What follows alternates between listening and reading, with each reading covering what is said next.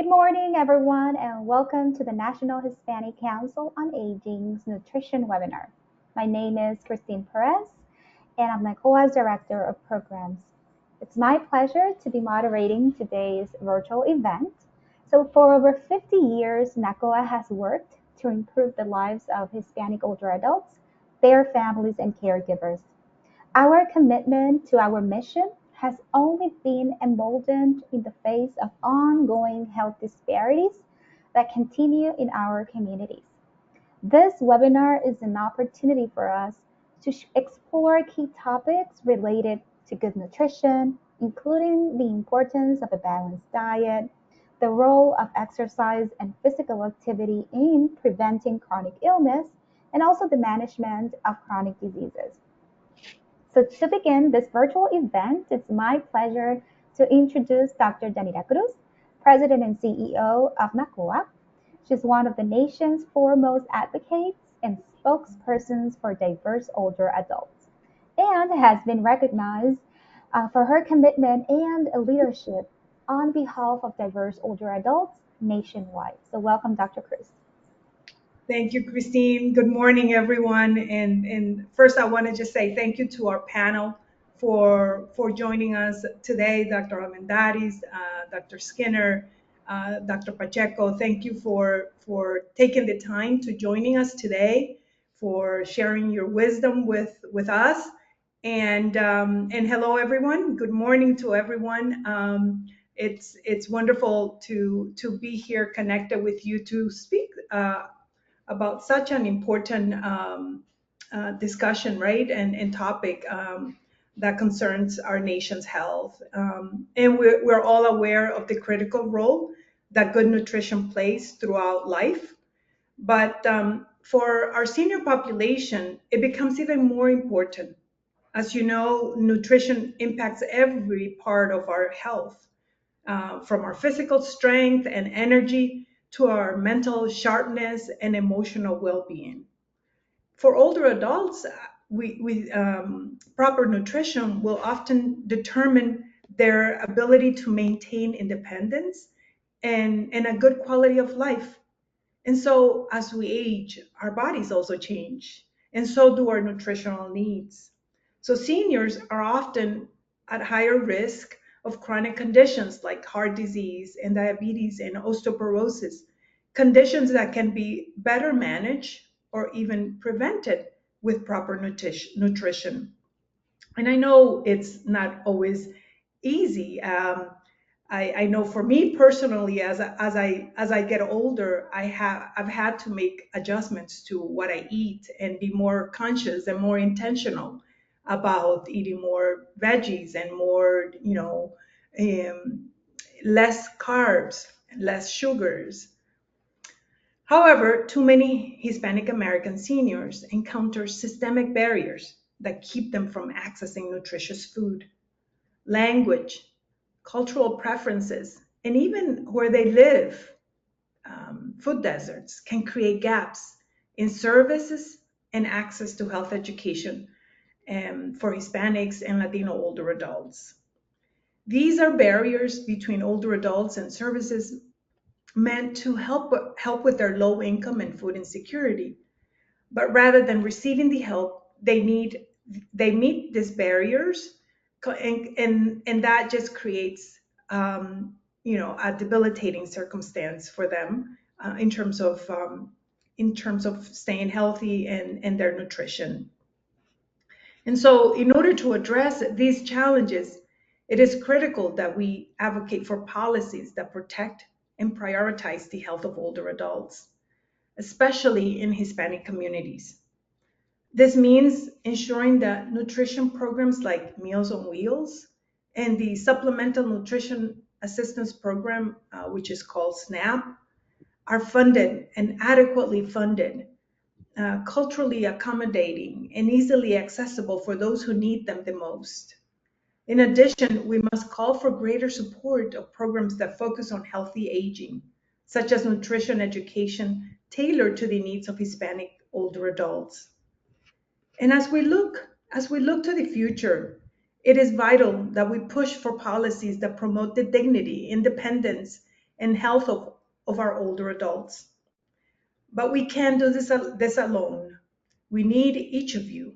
We need you, advocates, community members, family members, caregivers, and professionals who are out there serving and serving as the backbone of our communities to continue supporting these efforts. And together, we can make a meaningful impact.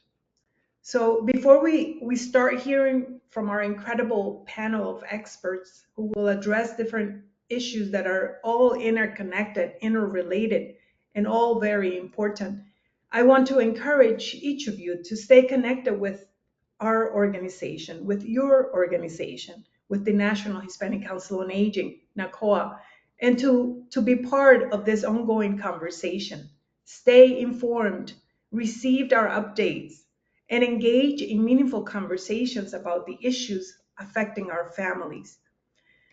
And of course, you can reach us, um, you can connect with us through our resource center, and I can give you the phone number. You can call us with any questions at 202-658-8664.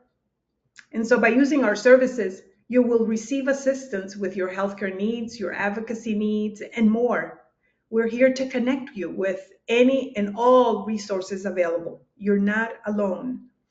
I also invite you to become a member of the NACOA network, where you can stay active and informed on our work in such critical matters as public health, caregiving, immigration, as well as opportunities to collaborate with us, to volunteer, to learn a new language, to learn English, to learn Spanish. We're all engaged in that, and more to come on that. Christine, our moderator, will be making an important announcement about that. So we also have a QR code available in the current slide. You can capture that and also connect through that. So remember that your voice is powerful, and together we can create a future that prioritizes the health and dignity of all.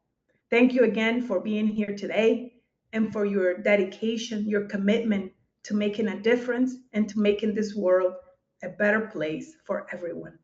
Thank you and muchísimas gracias. Enjoy the rest of the program, and I look forward to staying here as well to join you. Thank you, Christine. Thank you so much, Dr. Cruz. So chronic diseases such as obesity and cardiovascular disease represent a growing public health concern, particularly among Hispanic Americans.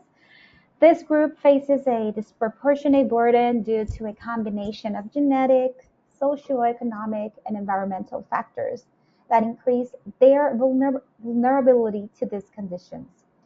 For example, obesity rates are notably high within the Hispanic population, contributing heavily to a higher incidence of cardiovascular diseases such as hypertension and heart disease, which remain the main primary cause of death in the United States. So our first speaker is Dr. Henry Pacheco. He can speak more on this. He's a physician and an advisor to the National Hispanic Council on Aging.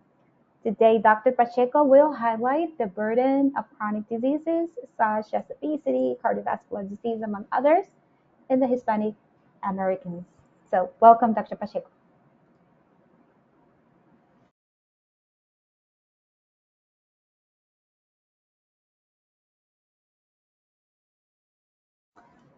Dr. Pacheco, we cannot hear you. Well, let me go ahead and start over again. We can hear you now. Okay, yeah. No, I said thank you so much, Christina. I appreciate it, the invitation, and same thing, Dr. Cruz. Thank you for inviting me to participate with this wonderful panel.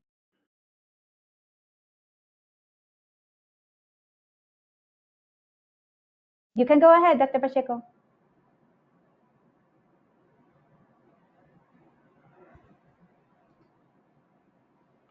Hello, Christine. Can you hear me? Now I can hear you. Now you can hear me? Yes. Yes. Okay. All right. Sorry about that. I'll go ahead and get started. As you have my slides, right? Yes, you can say next slide, and we will pass it on your behalf. I see. So yes, I'm going to speak about the burden of, not all chronic diseases, but some of the most important chronic diseases. So if you go to the next slide, please. Next slide. Hello, Christine. Yes, it's right Okay. there. I guess because I don't see it, you'll have to say yes or something like that. All right. Sorry about that. I'm still trying to get in and I can't. But in any case, yes, the objective of this on my talk will be to just briefly define chronic diseases, review some of the most common diseases and those that have the greatest, prevalence, morbidity, and mortality among Latinos. There's a good number, large number of chronic diseases, but some of them are, beyond our control, let's say, in some ways, but we want to focus on chronic diseases that are more amenable to prevention and control at the community level and definitely at the personal level, let's say. Alrighty, so let me just then outline some strategies for addressing chronic disease. Next slide.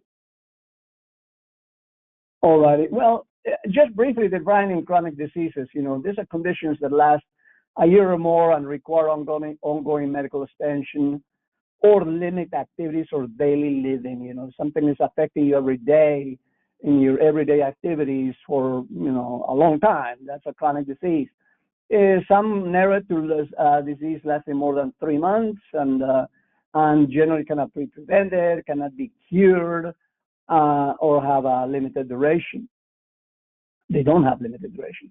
And these are also diseases that may not necessarily pass from person to person, are long duration and usually slow progression. The 7 most prevalent chronic conditions in the U.S., cancer, diabetes, hypertension, stroke, heart disease, pulmonary conditions, bronchial conditions, and mental illness. Mental illness represent a significant financial burden to the nation and, of course, to the individuals and the households, no doubt. Next slide. It's interesting. I wanted to start with the fairly good news, and that is that life expectancy in the U.S. for Hispanics it's really high considering all these barriers to care, considering the burden of these chronic diseases. As you can see here, the life expectancy is in 80 or so, which is even slightly higher than the non-Hispanic white population that we use for comparison because they have the greatest access to health care and education and all that. So it's actually a little better than non-Hispanic whites. Of course, Asians are doing much better than us, Latinos. But on the other hand, African American, Black, and American Indian are in bad shape in terms of comparing it, life expectancy with other groups. Next slide. As far as the disease prevalence, as I said, I'm not going to focus on all of them, but I'm going to also compare the prevalence of Hispanics with non-Hispanic whites. Heart disease, 7.6%, hypertension, asthma, chronic bronchitis. Chronic bronchitis is lower in Hispanics, and it's attributed to the fact that Hispanics really don't smoke that much, and so the impact of chronic bronchitis, the impact of smoking on chronic bronchitis is more significant in non-Hispanic whites and African Americans. Cancer is also there, also present in low rates. Diabetes, however, is very high. It's much higher than non-Hispanic whites, unfortunately. Overweight, same thing. We're higher than non-Hispanic whites, and obesity too. So these last 3, kind of go together, let's say. And I am surprised that heart disease.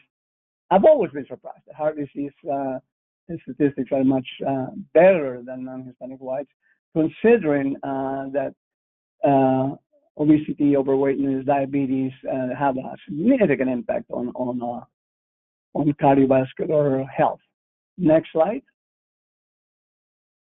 Just briefly, this is just look at some of the preventive care between Latinos and other providers, another, essentially, it compares the preventive care compared to those that have usual care and not usual care. And it's obvious that those that have a usual provider have more frequent blood pressure checks, more frequent cholesterol checks, more frequent blood sugar tests, which shows the significant importance of having a usual provider as opposed to having casual or not a usual provider at all.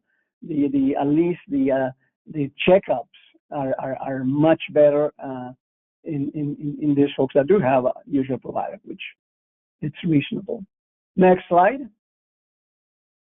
Now we're going to look into hypertension, elevated blood pressure.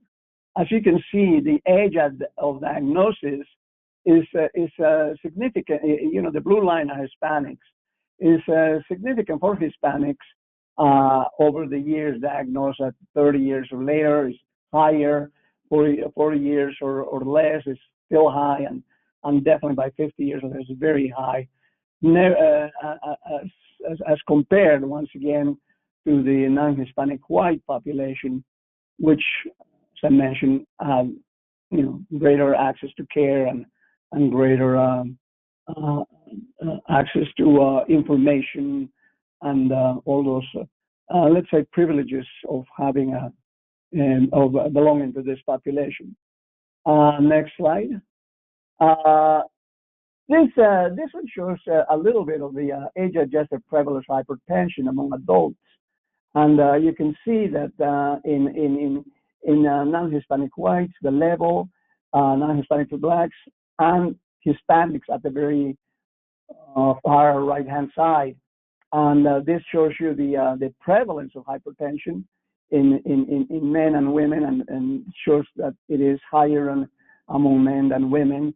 And it is also in Hispanic shows that it is higher than non-Hispanic whites, the prevalence of hypertension in this group. Next slide. Another health condition that we should really focus on, of course, is diabetes. Diabetes is so incredibly prevalent in our population, Latino population. This slide is a bit confusing because it groups type 1 and type 2 diabetes. We're not going to talk about type 1 diabetes because type 1 diabetes is more physiological genetic condition. Very little has to do very little with daily life activities and things like that. So it's not really under the individual control. You're just, let's say, born with it. So we're not going to focus on type 1 diabetes. However, type 2, which is adult onset diabetes, is something that we can do something about. But overall, as you can see, if you compare the white and Hispanic, the Hispanic being the third, I hope you can read those. Hispanic are the fourth group there. And once again, I am going to focus only on type 2 diabetes.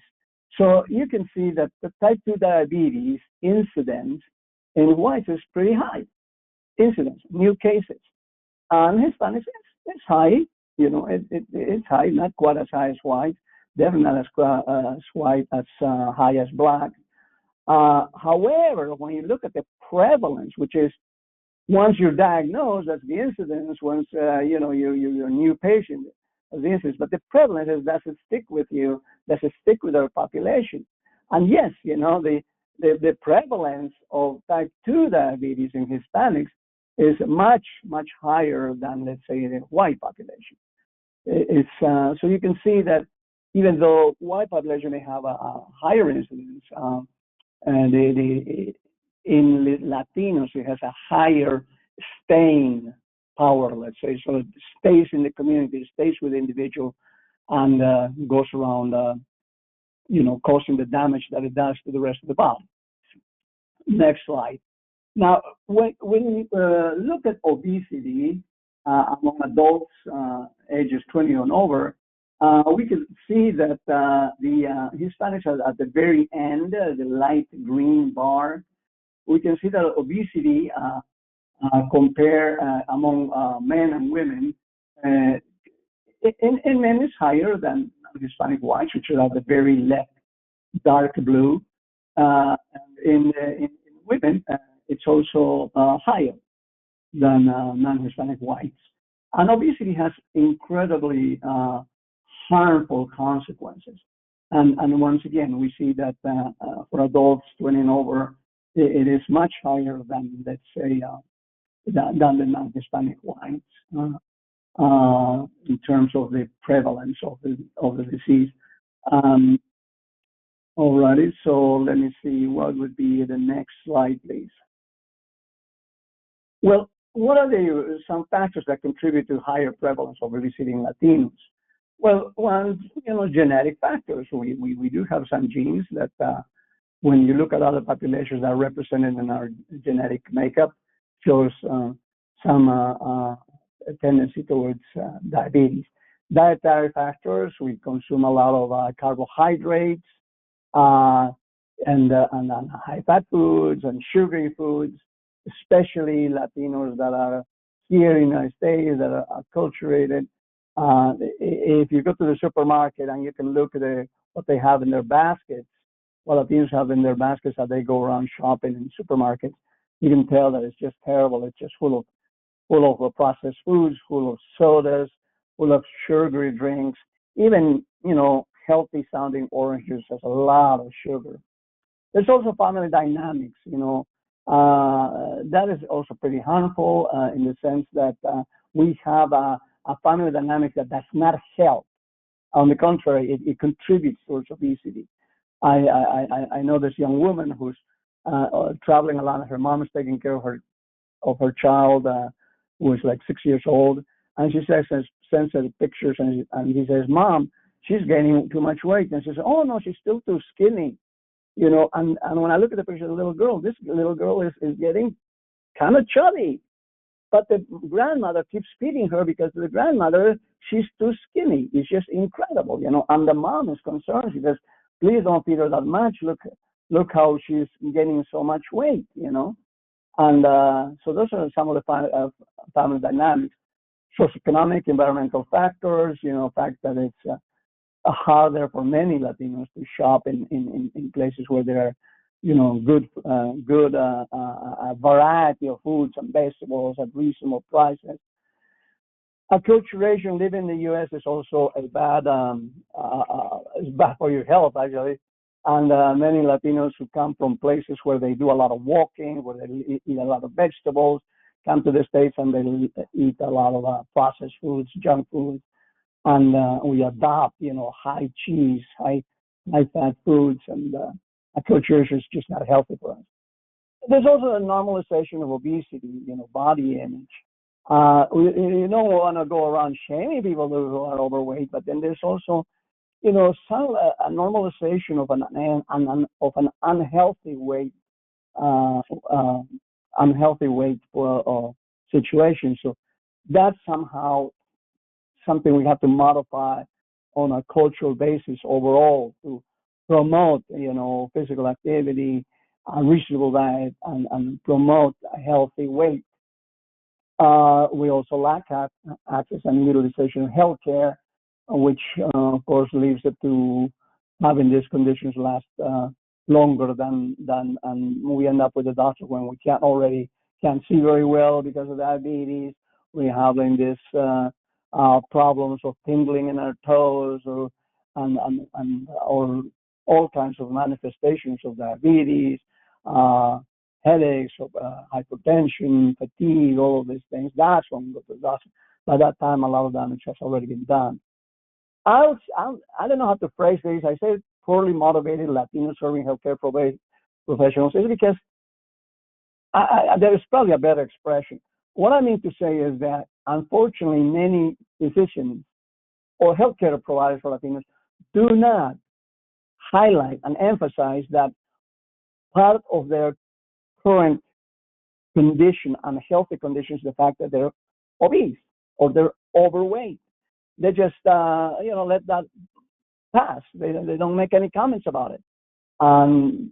It's a little less now, but it used to be more a little bit in the past. But it is really a problem. They just do not emphasize in their patients the fact that if they are overweight, that that is something that also needs to be addressed.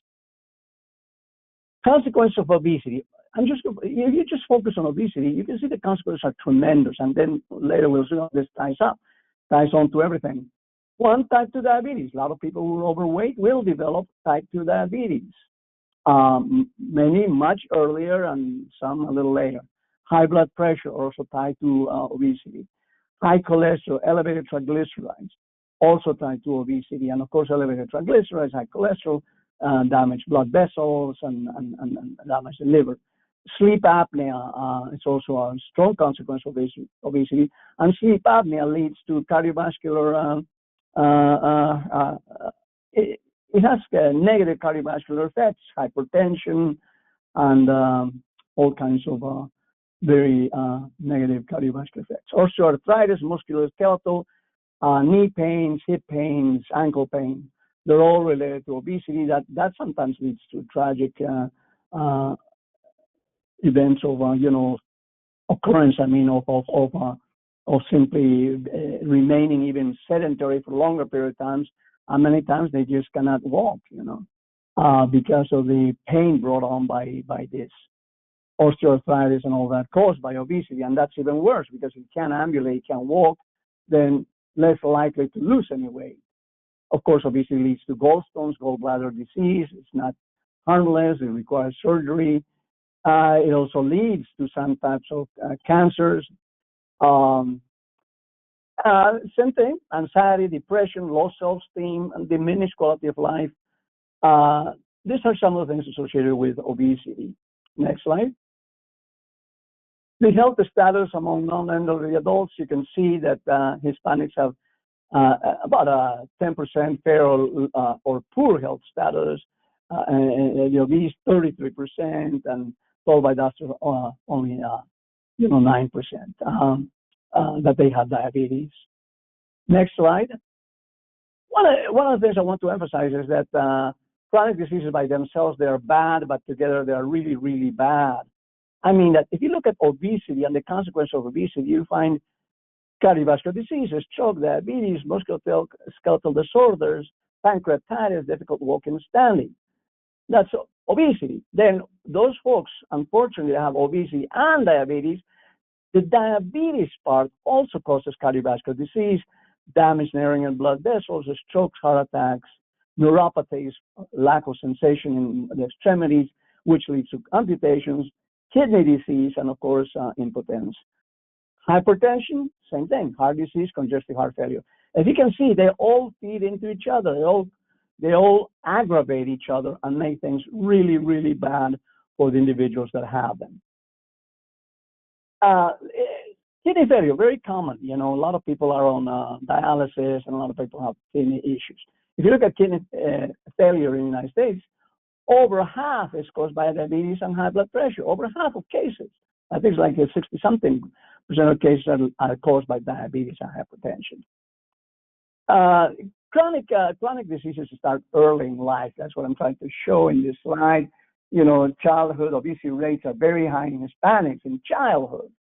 And the prevalence of overweight, it also starts in African Americans, in Hispanic Americans. It's year by year is getting worse. If you look at 86 and compare it to 98, for Hispanic Americans, it's increasing gradually, whereas for Caucasian or whites, it has been decreasing the overweight. Lastly, this is just straight from Dr. Aguirre's presentation, I guess it was. She worked for the RAND Corporation, which is a nonprofit organization. She says combating Americans' chronic disease. I think this applies to everyone, and of course the other folks in the panel I'm sure will contribute greatly to this. But effectively, it needs prioritization, and if I could pronounce this, and significant investments in addressing all contributing factors. You have to address all of them, and you have to put significant investment into it. It says the U.S. has the greatest rate of people with multiple chronic conditions in spite of much higher healthcare spending. So we need to invest smart in smart disease prevention. We're using up a lot of money and it isn't working, you know. So there's something we are doing wrong. It's just not working out. And though a lot of money is being spent on it, we need to boost health literacy. People are getting their information from TikTok and other very strange places, and yet the food literacy, the health literacy among Latinos is very low. They have very incredible, misleading concepts about health and what is good and what is not, what is damaging. We need to facilitate the adoption of healthy diets and exercise and increase health service capacity and access. This last two will be, the last one will be very difficult in times we're living. It will probably get worse. But in any case, you know, it is easy to gain weight. It's easy to become hypertensive because you gain weight. It's easy to become diabetic because, you know, this junk food tastes great. You know, who doesn't like a Coke, chocolate, and things like that. But we just have to start making radical changes, and it has to be at every level. And when you go to the supermarket, and you start seeing less of these sodas, less of this processed food being purchased, more fresh fruits, more vegetables, and you get people to become more active, more jogging, more exercising, then you know, we'll have made a dent. Otherwise, it's just going to get worse. I hate to sound so negative. Well, thank you so much. I may have passed over a few minutes. I apologize. No worries. Thank you so much, Dr. Pacheco, for your presentation. And for everyone, please be sure to hold on to any questions you have during today's discussion, and you can type them in the chat box. And at the end of the panel session, we will have a question and answer session where we will have the time to review all the questions within the chat. So let's continue with our next presenter. So as people age, maintaining a balanced diet becomes essential for supporting overall health and preventing chronic conditions.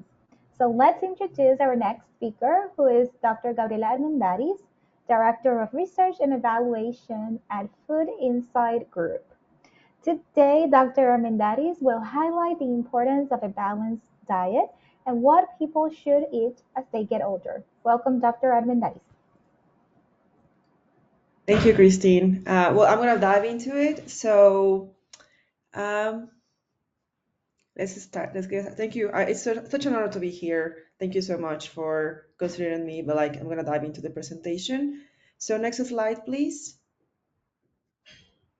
So let's dive into why a balanced diet is absolutely crucial, right? Especially as we age. It's not just about weight, it's about overall vitality. So first, it maintains overall health and well-being. So we have to think about our body as a complex machine. It needs the right fuel to run smoothly. So a balanced diet provides the essential nutrients that keep all the system functioning optimally. Secondly, it boosts energy levels. So as we get older, we might experience fatigue more often. So a diet rich in whole foods gives us a sustained energy, helping us stay active and engaged throughout the day. Thirdly, it strengthens the immune system. So a strong immune system is our best defense against illness. So a balanced diet with plenty of vitamins and minerals helps our bodies to fight off infections and stay healthy. So fourth, it promotes healthy aging. So we all want to age gracefully, and so what we eat plays a huge role on that, right? So proper nutrition supports healthy skin, strong bones, and sharp minds, as Dr. Yanira was mentioning before. So crucially, it reduces the risk of chronic diseases like heart disease, as we heard, it's super important to prevent that, diabetes, and certain cancers. So these conditions become more prevalent as we age, as we heard before. So, but a healthy diet can help us to lower the risk to present all the diseases that we heard before. So finally, and importantly, it improves mental health. So studies have shown that a strong link between diet and mood. So eating well can help reduce stress, anxiety, and even depression, contributing to a happier and more fulfilling life. Next slide, please. Um, so now we're going to talk about our nutritional needs, how they evolve as we journey through life. So it is common misconception that older adults need less of everything. In reality, while our calorie needs may decrease due to reduced activity levels, our nutrient needs remain the same or even increase. This means that we need to be smart about the foods we choose. This is where the importance of nutrient-dense foods comes. We need to focus on foods that pack a lot of vitamins, minerals, and other beneficial compounds into fewer calories. So I'm going to highlight some of these key nutrients that are especially important as we age. Calcium for bone health. So as we get older, our bones can become weaker, increasing the risk of osteoporosis, for example. So adequate calcium intake is essential for maintaining bone density and strength. Vitamin D is another one. This one is for bone and immune health. So vitamin D helps our bodies absorb calcium, and it also plays a crucial role in immune function. Many older adults are deficient in vitamin D, so it is important to ensure that we are getting enough through diet or supplements or getting our sunlight, or sunbathing time or 15 minutes a day of sun sometimes can give us like enough vitamin D so our body can produce it. But in older adults, these kind of things kind of start decreasing, so it's important to make sure that we are getting the enough vitamin D that we need. Vitamin B12 is also another one. This is for nerve function. So B12 is crucial for maintaining healthy nerve function and red blood cell production. So absorption of B12 can decrease with age. So it is important to monitor our intake. So if we notice that some older adults don't have it, it's very important to make sure that we are getting it. Fiber for digestion and blood sugar control. Fiber helps regulate digestion. It prevents constipation and helps control blood sugar levels. So it is essential for maintaining a healthy digestive system and preventing chronic diseases. Protein is for muscle health. So as we age, we naturally lose muscle mass. So adequate protein intake is essential for maintaining muscle strength, mobility, and overall health. Next slide, please. I'm going to talk a little bit more like into a practical framework. So we are going to talk about building a balanced plate, a simple but yet powerful tool for ensuring we are getting the right nutrients. So imagine your plate divided into sections, right? So like, for example, the first half of your plate should be filled with fruits and vegetables. So we think about a vibrant array of colors, leafy greens, bright berries. I know that for Latinos, it's super hard for us to eat like veggies and get those veggies in, but we have to start doing it, right? So leafy greens, bright berries. I personally love the blueberries. Those ones are very good for antioxidants and so on. The carrots, juicy tomatoes, and this ensures on getting our vitamins, minerals, and antioxidants, among others, right? These are some examples. 1/4 of your plate should be filled with whole grains. So we opt for brown rice, quinoa, whole wheat bread, or oats. These provide complex carbohydrates and for sustained energy and fiber for digestive health. The remaining quarter of your plate should be filled with lean protein. So this includes sources like fish, beans, lentils, or lean cuts of meat. Protein is essential for maintaining muscle mass, as I mentioned before, as in strength, as I mentioned before. So and don't forget dairy or dairy alternatives. If you can tolerate them, they can be a good alternative. Uh, for example, yogurt, and if you're gonna, I know it's expensive, but sometimes leaning to more like the plain yogurt and Greek yogurt is a really good source of protein, and yet it's still, and it helps also with the gut, right? So that's a good source of dairy. Next slide, please. So building on the balanced plate concept, I want to talk about more into specific food choices within each group, especially tailored for older adults. So fruits and vegetables, as we said, aim for variety and color. Think beyond the basics. For example, dark leafy greens like spinach and kale, vibrant berries and colorful peppers. These are packed with antioxidants, vitamins, and minerals.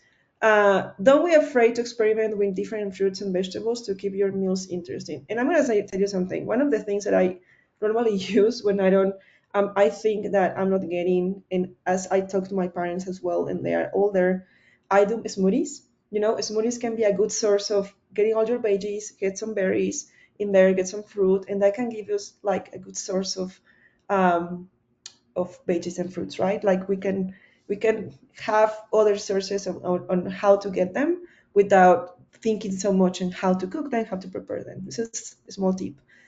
Lean protein. Protein is crucial for maintaining our muscle mass, as mentioned before.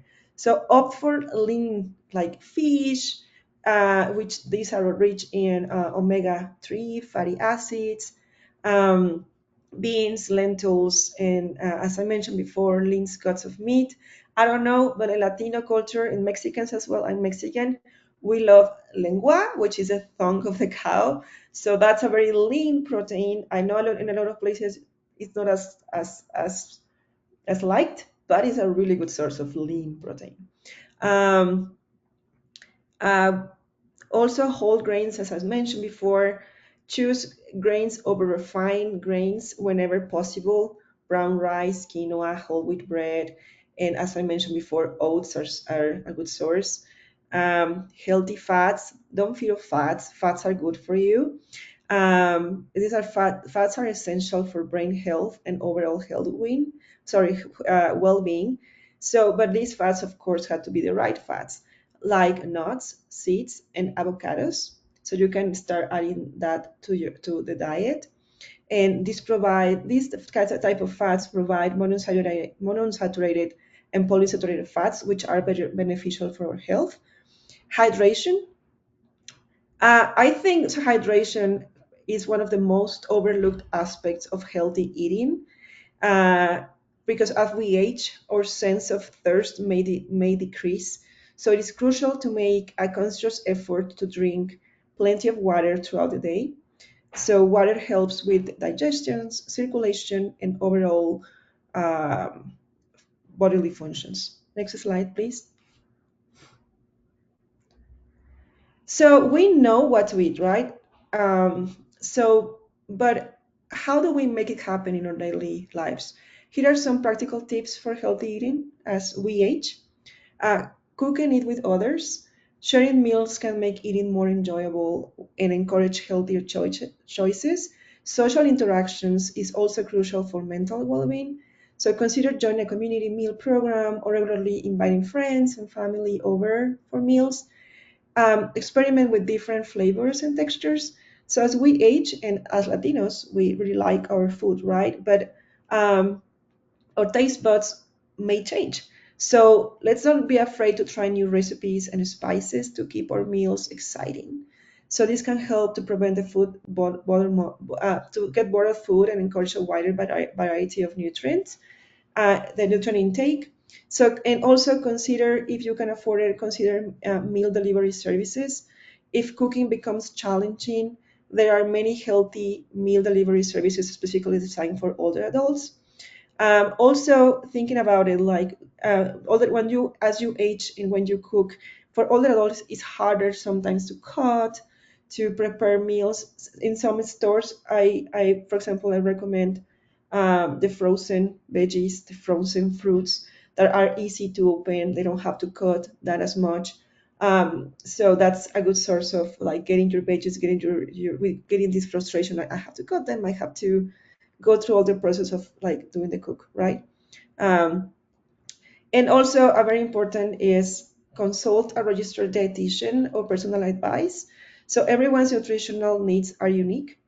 A registered dietitian can provide personalized guidance based on your specific health needs, medications, and lifestyles. So they can help you create a meal plan that meets your individual needs and preferences. Next Okay. slide, please.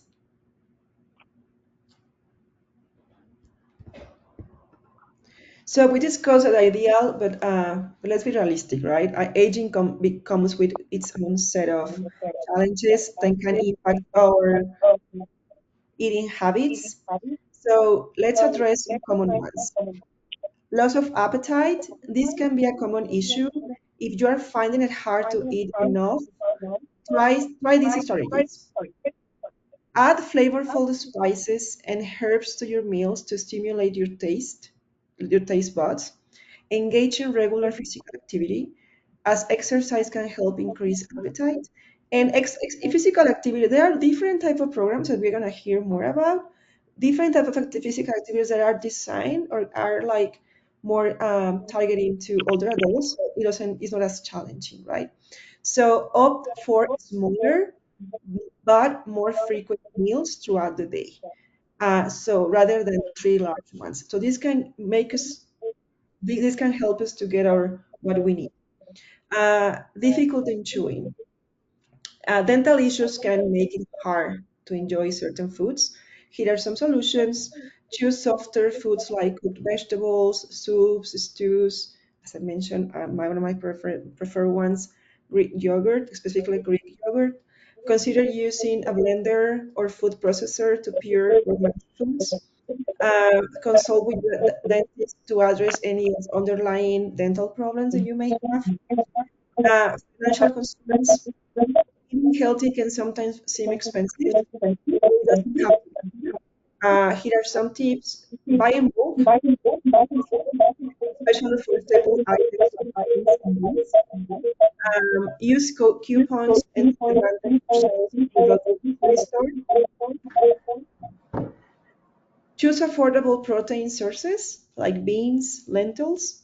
I was gonna say eggs, but these days eggs are not cheap, so chips are out of these tips right now. Consider community resources that provide meals for seniors. Also, there are some stores, for example, that provide the vegetables and the fruits in the back end that they are cheaper. For example, I can think about some. I can if you can contact me later and I can give you some tips. But yeah, so there are ways of eating healthier, seasonal vegetables, seasonal fruits, and yeah, that's it for me. Thank you so much. Thank you so much, Dr. Armendariz, for your presentation. So once again, for everyone, please feel free to write your questions in the chat box until our question and answer session at the end of today's webinar. So again, physical activity plays a crucial role in preventing and managing chronic illnesses such as heart disease, diabetes, and obesity. As a matter of fact, incorporating physical activity into daily routines is essential for reducing the risk of chronic conditions and also improving quality of life. Let's hear more from our next speaker, who is Dr. Jim Skinner. Dr. Skinner is a professor emeritus of Indiana University. Today, Dr. Skinner will speak about the importance of regular physical activity in preventing and managing chronic illnesses. Welcome, Dr. Skinner. Thank you, Christine. And good afternoon to everyone. I will be talking about exercise. Next slide, please. Uh, Next slide. And this is the group in the American College of Sports Medicine called Exercise is Medicine. And they start with this. They say, what if there was a prescription that was inexpensive and cost effective, had few negative side effects, could prevent and treat dozens of diseases, and could improve quality of life? Would you take that prescription? Well, that prescription is exercise. Next slide. And Dr. Butler, who is a former director of the National Institute on Aging, once said if exercise could be packed into a pill, it would be the single most widely prescribed and beneficial medicine in the nation.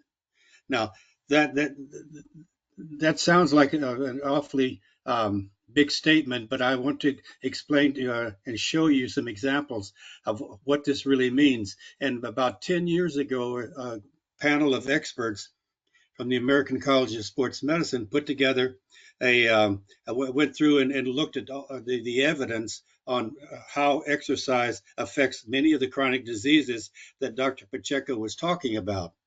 And what they did was they ranked it from 1 to 4, where 4 was the highest, and that meant there's very solid evidence with large populations saying that the effect is there. And 1 is to where there's a suggestion, but we really don't know. So the next slide will show you. Well, the next, yeah, sorry, okay. And what I wanted to bring up before that, though, is that you don't have to be a marathon runner or extreme amounts of exercise. You can get exercise, many benefits just by low levels of exercise. As a matter of fact, there's an area of interest now and getting more and more important that says there are 2 risks involved. One is if you're not active at all, and the other one is if you're active, you can reduce the risk. But just being inactive all the time causes the body to adapt to the inactivity, and that's a problem. So that just doing something and getting out and doing things on a regular basis, that you can get some tremendous health benefits. And so you don't need to do work for fitness, you need to work more for health. Next slide. Because even though low fitness and inactivity are independent risk factors for many chronic diseases, it's the process of being active that's much more important than the product of being fit. So I don't like to call them fitness centers. I like to call them health centers, because we know from genetics that you can train, and some people will respond better than others. So the process is what's important as far as your health is concerned. The product of being fit may or may not be there. So the next slide shows you an example of the health benefits of regular physical activity on cardiovascular disease. And you see just preventing coronary heart disease is extremely important, strong evidence on that. Treating heart disease, fairly strong evidence. And preventing stroke, not as much, although we'll see later on in talking about hypertension, it has a real effect there. Next slide. Cancer. You can see here that all kinds of preventing and treating cancer. There's so much evidence, and this was done 10 years ago. And since that time, the area of exercise and cancer has grown tremendously, and there are more and more types of cancers that are showing benefits. Treating cancer, that people have less fatigue, they have less pain, they tolerate pain better, they have less cancer, and the cancer doesn't come back. And so it's a real area of a lot of information now saying that exercise is extremely important to prevent and to treat cancer. Next slide. Same thing with diabetes. Not so much with type 1 diabetes, although it's important, but the type 2, as Dr. Pacheco mentioned, related to obesity and the other problems. There's very strong evidence that you can prevent type 2 diabetes and treat type 2 diabetes, especially if you exercise on a regular basis, because it turns out that if you exercise fairly regularly, this carries over for a day or two after the exercise. So you should exercise at least every other day, if not more. And the quality of life of diabetes patients is so much better. Next slide. Osteoporosis, which is one of the things that happens with age. Exercise has been shown that the exercise can increase bone density and prevent or at least delay the onset of osteoporosis. Right now, once you already have osteoporosis, it's not as simple to treat it as it was to prevent it. So it's important to start at young ages and continue that. Next one. Next slide. And as far as the cholesterol and lipoproteins, the lower triglycerides, that's the fat in the blood. It raises the high density cholesterol, or the good cholesterol. It reduces the low density of the bad cholesterol. And so there's a real advantages of exercise for that. Next slide. And you see for high blood pressure, there's extremely good evidence that you can prevent and treat high blood pressure with exercise, and that's why it's so important. Next slide. Psychological well-being, elevating mood, buffering the effects of stress, alleviating, preventing depression, reduce anxiety, improve self-esteem. There's so much evidence there that exercise is good for that, and it's fairly strong evidence. Next slide. And for this group, especially exercise in the elderly, the benefit of, and has been shown time and time again that exercise can improve the fitness, can counter the loss in fitness with the heart, counter the loss of muscle, counter the gain in fat, improve life expectancy, and improve, most importantly, I think, improve life quality. Now, all of these things, when you start talking about the exercise, the question always comes up, how much exercise do you need to do? And in order to discuss that, I need to go I don't have a slide for this, but I need to spend just a minute or two explaining about something in the body. The body has two types of muscle fibers. They have what type 1, which are the slow fibers. They're the ones when we stand, when we move around slowly, they're the ones that are used all the time. And then there are the type 2 fibers. They're the ones that are there for strength and for speed. And so when we start to exercise and we go harder and harder and harder, what happens? We start out using just the slow fibers, and then we use the slow fibers, but we start adding on the strength fibers. And then we get to the point where we're going real high intensity. We're using both of those maximally. And that's very important for the elderly, because if you don't have the strength and the speed, and you lose muscle mass in the legs, for example, you don't have enough strength, you lose your balance and you have a greater chance of falling. So fitness, the strength is very, very important. So next slide. So what is moderate intensity in training? Let me explain one other thing, though. One of the things that has been mentioned, that the last speaker said it too. When you get older, the body it doesn't use certain fibers, especially the strength fibers. If you don't use them, they will atrophy. And so we have something called sarcopenia, which is the loss of muscle mass with age. Well, that occurs mostly in the legs, and about twice as much in the lower part of the body than in the upper part, because we use the upper, but more we do more sitting, and so there you have that problem. And the ones that you're losing are the type 2 fibers, the strength fibers, because you're not doing enough strength work. And the importance here is, as I said, you have more chance of falls, and you have to be able to do something where you increase your strength.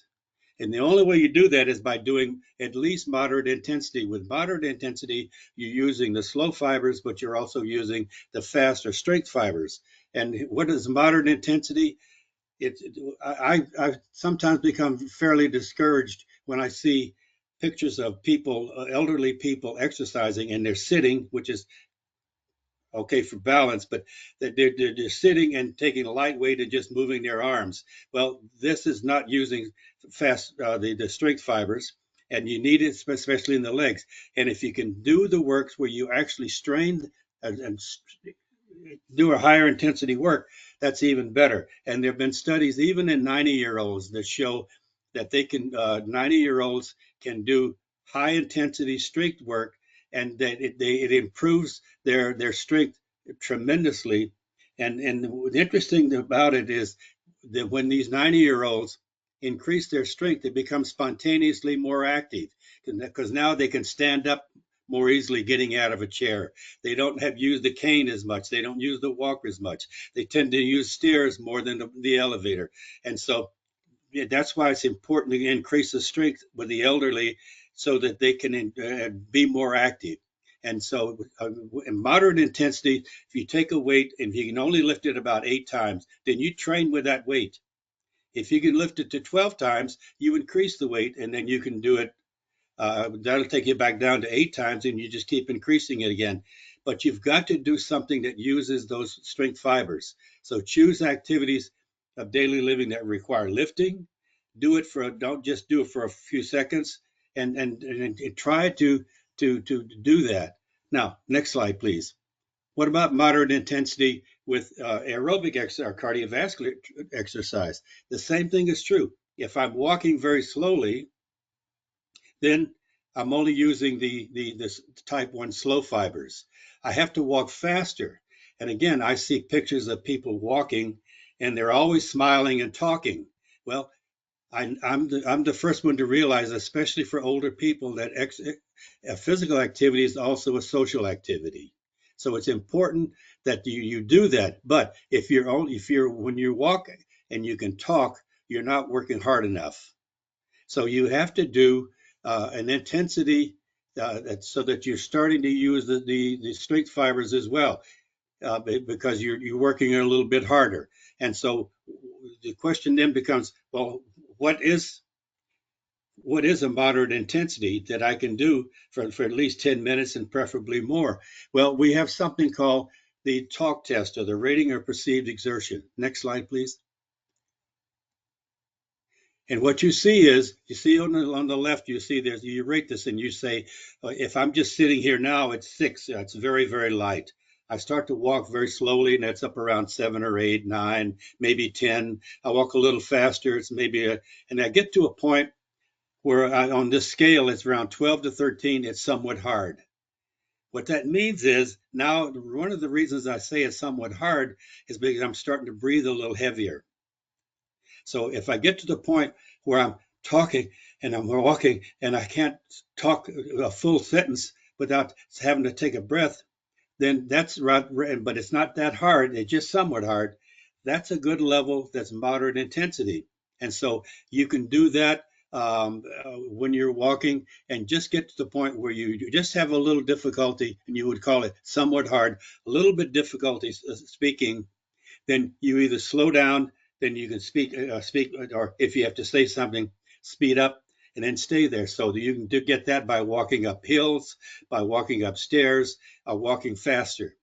But if you're going to be doing the exercise, whether it's strength or whether it's cardiovascular condition, do enough exercise so that you're also using those strength fibers. Because if you don't, that's where you have the atrophy, and you need the strength and you need the endurance. And both of those are the kinds of exercise programs to do. And older people can do that as well. It's just that, and older people can adapt it just about as well. So that's what you need to do. So I thank you for your attention. I tried to give you why I think exercise is good, and a little bit about what you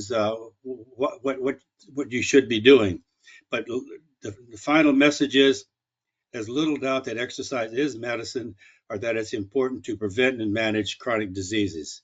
Muchas gracias por su atención.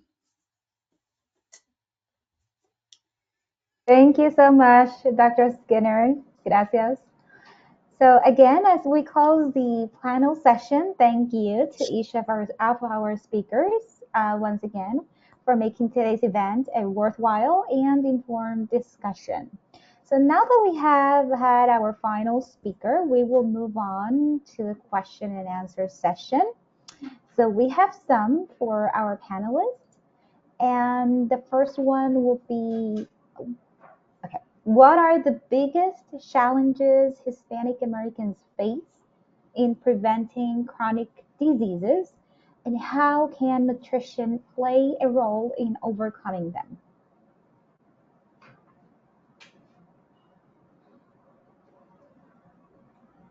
Anyone can start. I don't know, Dr. Pacheco, if you want to start. I think you're muted, Dr. Pacheco. Yeah, let me. All right. Can you hear me? Yes, we can hear you. Now, if you don't mind, now repeat the question, please. Sure. The question is, what are the biggest challenges Hispanic Americans face in preventing chronic diseases, and how can nutrition play a role in overcoming them? Well, first of all, one of the biggest problems is that we're literally bombarded with information that takes us the other way. There's a great deal of of information. On provoking our taste for all the wrong foods. Television is flooded with it. Magazines are flooded with it. So the draw towards the wrong foods is very, very, very strong. Secondly, when you go to your physician, they only have minutes, to see you. I mean, literally minutes. And so they're not going to spend time asking you what your diet is and what you should eat. They'll just rip a page or, in the best circumstances, make an appointment with a nutritionist. But that's very rare.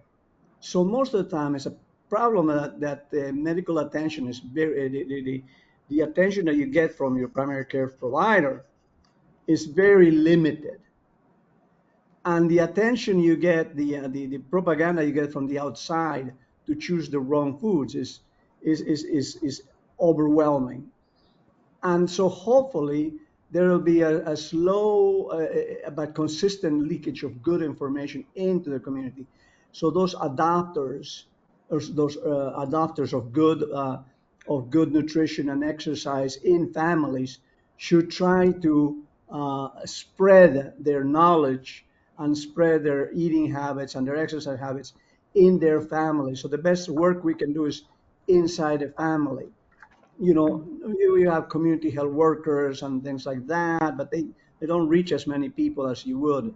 So the problem is breaking against a very strong current of misinformation, bad information, and unhealthy information regarding chronic diseases. And the other thing is that many people, when they're given a diagnosis of diabetes, they think that's it. It's forever. I'm going to have this forever. And when anecdotally, when I mentioned, said, you can, if you lose some weight or you change your diet, that diabetes, that type 2 diabetes can practically go away. And you won't have to take these medications. You might even be getting off insulin, but you have to make these changes, take them seriously. Uh, I've never been successful in doing that, getting too many people to change. They just said, okay, I'm diabetic and that's it. This is going to be my life story. Go If I on. can make a comment relative to that, in exercise and diabetes, especially type 2 diabetes, and in cardiovascular disease, people who exercise regularly, some of them wind up being in better shape than they were before they were diagnosed with heart disease or Absolutely. diabetes. And so it's not a continuous cycle, and they can improve it with the exercise and the nutrition. So it's both. It's exercise and nutrition. Both of those can Absolutely. help tremendously. Will They complement can each actually other. get rid of the Mhm. diabetes. Oh, I'm sorry. No worries. Thank you so much. Then we have another question. So, what do you think are the most important dietary adjustments older adults should make to maintain their health and also prevent chronic illnesses?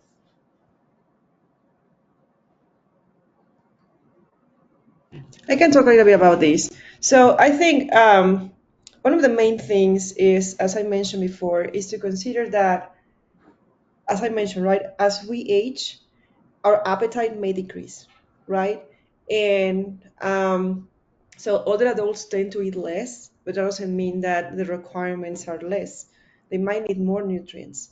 So what we need to start doing as we age is to, as I mentioned before, be conscious about what we're eating and start. We have to be conscious. And if you have someone that needs assistance to eat, be conscious about the type of food that they are getting, right?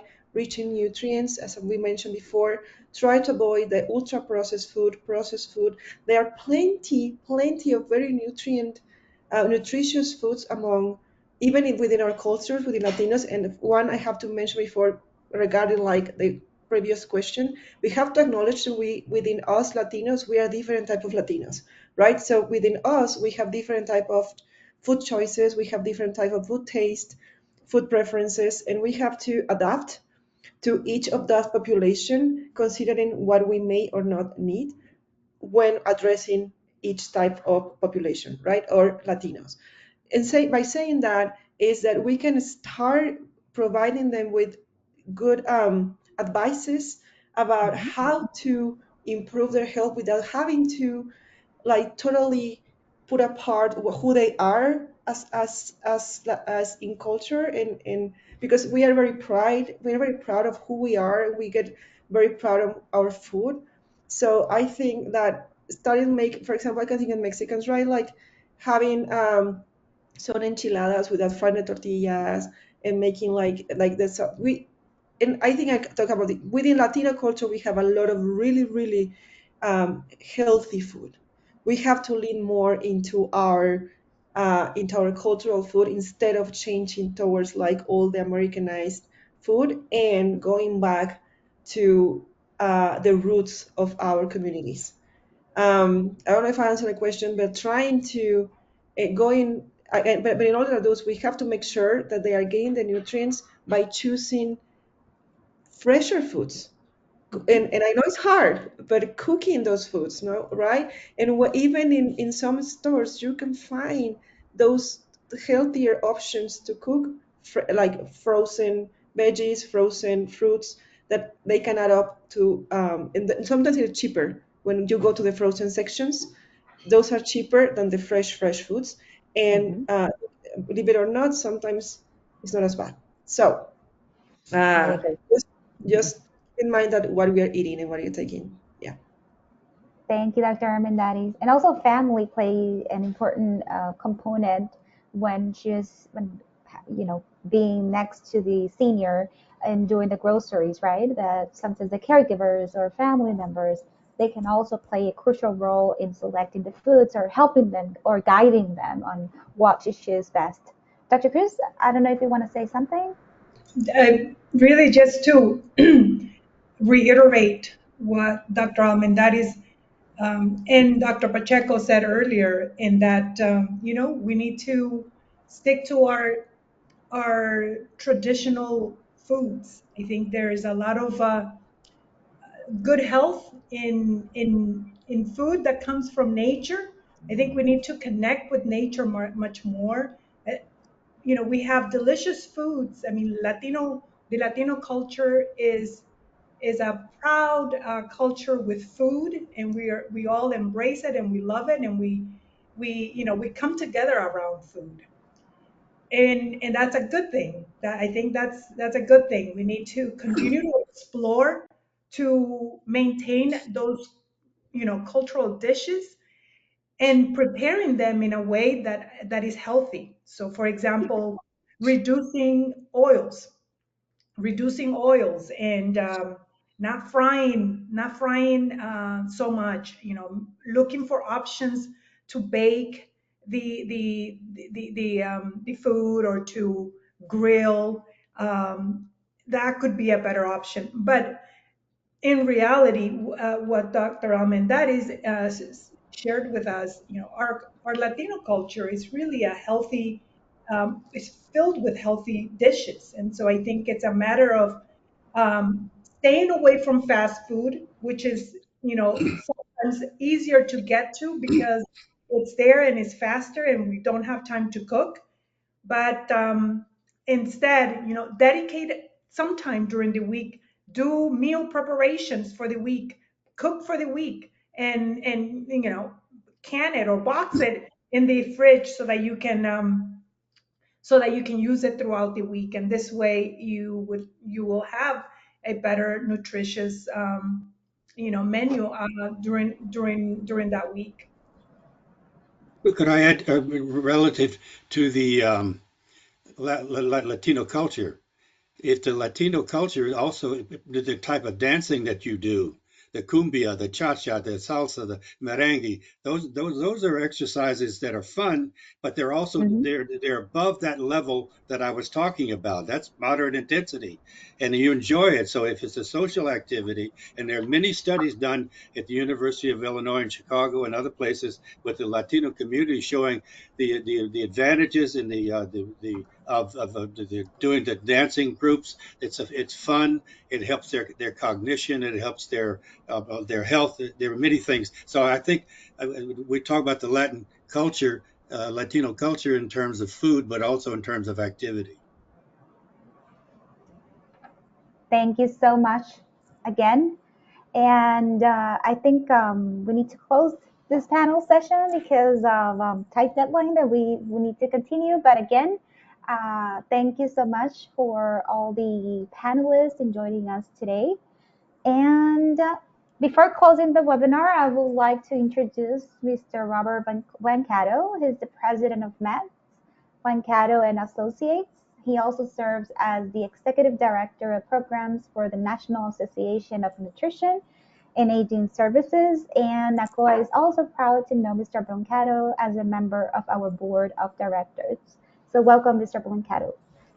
Thank you, Christine, and it's a great pleasure to be here again, and I commend you for holding this webinar. The parts I just listened to were very enlightening and very interesting, and it's very appropriate that you do this during March, which is National Nutrition Month. Let's go to the first slide, and I commend you for having experts in nutrition, medicine, and chronic disease management, as you did.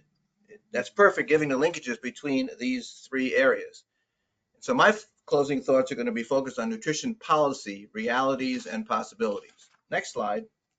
So let's begin with something very current. As NHCOA is, I'm very relieved that we had a third continuing resolution passed by Congress to maintain funding for most federal nutrition programs through September 30th. Any interruption would have had immediate consequences and impact those individuals who are most in need. We know that flat funding is reality as a cut when we factor in inflation, which is why we need to focus on next year's funding level for nutrition programs. Next slide. So I'm going to ask today that you join us in supporting a request that our National Association of Nutrition and Aging Service Programs and Meals on Wheels America are making for a funding level of $1.84 billion for the Older Americans Act nutrition programs for fiscal year 2026. We also ask you to join us, and although anybody on this webinar to join us in calling on the Department of Agriculture to reverse their decision to end two key programs that provide local produce to food banks and school lunch programs. The Local Food Purchase Assistance Cooperative Program, the Local Food for Schools Cooperative Agreement Program, and the Emergency Food Assistance Program, which gives the Department of Agriculture flexibility to prop up farmers facing natural disasters or adverse market conditions. These are two specific requests that we need our advocacy on. Next slide. We also, and Yanira, Dr. Cruz and I talk about this all the time, we have got to get the Older Americans Act reauthorized as soon as possible. Nutrition is the largest program in the Older Americans Act, and it's the one that has the greatest need. Over 1/3 of the programs in this nutrition program have a wait list, and some of them are brand new. They just started their wait list within the last couple of weeks. And throughout the 53-year history of the Older Americans Act nutrition program, it has demonstrated its value. It provides more than a meal. It provides nutrition education to help older adults eat better. It provides a socialization opportunity, which reduces the rates of isolation and loneliness, which is a health threat. And it also helps to prevent malnutrition, which is a clear and present danger for older adults, with 1 in 2 older adults either at risk or are malnourished. Next slide. We're interested in watching this process of making America healthy again unfold. We see new opportunities and new directions for nutrition policy may rest with this Make America Healthy Again initiative from the new Secretary of Health and Human Services, R.F. Kennedy Jr. We sent a letter to Secretary Kennedy the day he was confirmed, noting that nutrition needs to be a pillar of MAHA and that we need to include malnutrition as a chronic disease and work to prevent it. Both the House and the Senate have formed caucuses on MAHA, complementing the work of the administration's newly formed MAHA Commission. As they work up a package of bills to implement MAHA, and we are in contact with all the entities to ensure that older adults' nutrition needs are included. And this is another place where we need to work together on that. It's important that they address the food cost paradigm. Good food should be more affordable so that choosing bad food is not the easiest and most affordable option. Next slide. We also salute the actions of the Food and Drug Administration this past week to introduce a new database of the chemical contaminant levels used to assess health risks in foods. And we also hope that Congress can this year pass a multi-year farm bill, since 80% of its of the Farm Bill supports domestic nutrition programs, such as the SNAP program and the Senior Farmers Market program. So my last slide, I just want to say thank you again to Dr. Cruz and Christine and all of my colleagues on NHCOA for leading the way in focusing both public attention and advocacy on an important issue affecting many communities, nutrition. Good nutrition is as powerful a preventative health measure as we have. We just need to recognize it. And if in fact we are what we eat, let's make sure it's nutritious. Thank you very much. Thank you so much, Mr. Blancato. And again, we would like to thank all of our attendees and experts for joining today's virtual event. For more information about upcoming webinars, you can visit NACOA's website and social media channels. You can visit us at X, Facebook, and Instagram by using @NHCOA. And we will also want to announce that we will be offering English and Spanish classes, so stay tuned for more information. And before ending, I would like to invite you to join our individual membership program where you will unlock exclusive resources to help you grow professionally and also to make lasting impact on the lives of Hispanic older adults. And again, by being a member, you will gain access to educational workshops and webinars, networking opportunities, career development resources and job listings, advocacy tools to support Hispanic older adults, and much more. You can scan the QR code for more information. So join us today and become a part of a community that it's making a real difference. So thank you again for joining us. Until the next one. Gracias.